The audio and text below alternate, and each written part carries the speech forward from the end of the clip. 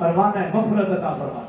اور حدیث مبارکہ میں من صام رمضان ایمانا و احتسابا غفر له ما تقدم من ذنبه. اب دیکھیے رسول اللہ صلی اللہ علیہ وسلم نے کیا فرمایا، جس شخص نے ایمان اور اجر ثواب کی نیت سے رمضان کے روزے رکھے اور راتوں کو قیام کیا، اللہ اس کے اگلے پچھلے دونوں گناہ اللہ معاف فرما دے گا. رمضان کے روزے اور رات کا قیام، صرف ایک مہینہ روزے فرض، ایک مہینہ تراویح پڑھنے کا حکم ہے. اور اس روزہ رکھنے میں میں اور آپ ہیلا بہانہ کریں، تراویح پڑھنے میں ہیلا بہانہ کریں. مجھے پورا دن کام کرتا ہوں، تھک جاتا ہوں، تراویح نہیں پڑھی جاتی. اچھا اگر کوئی پڑھنے آ رہے ہیں تو ان کو کچھ شیاطین ورگلاتے ہیں کہ اتنی نہیں اتنی پڑھو، اتنی نہیں اتنی پڑھو. جیسے ایک تبلیغی جماعت والے تھے، رمضان کا مہینہ وہ گشت کے لیے نکلے تو کچھ نوجوان نظر آئے. ان کو کہا بھی دیکھو مسجد میں آؤ نماز پڑھو. تو نوجوان کہنے لگے کہ پہلے ہمارا مسئلہ حل کرو. ان کا کیا مسئلہ؟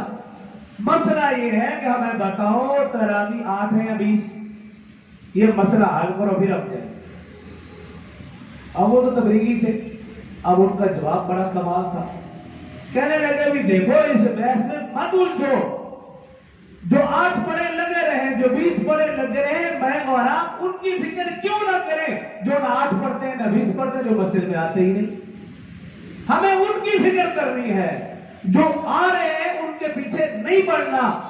آنے والوں کے پیچھے پڑھنے والا شیطان ہے، وہ برگلاتا ہے اتنی پڑھو اتنی نہ پڑھو، اتنی ثابت ہے اتنی ثابت نہیں، اتنی بخاری میں کہ تمہیں بخار آتا ہے، جتنی مرضی جو پڑھتا ہے. اس بحث میں نہیں، جتنا دل کرتا ہے آؤ صحیح پڑھو صحیح، کچھ نہ کچھ کرو صحیح، اللہ کو راضی کرو صحیح. ہونا تو یہ چاہیے کہ ہم اس مہینے میں عبادت میں اضافہ کریں.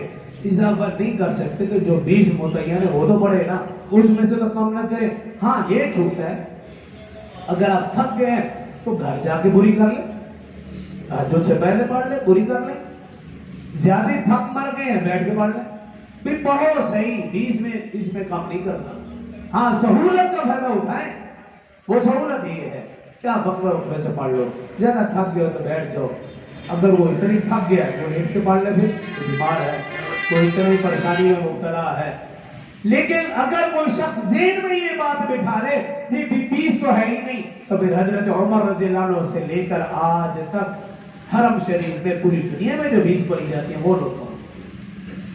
اگر وہ بھی تو اسلام کے پیروکار ہیں. جو کہا سنا اللہ مجھے اور آپ کو اپنے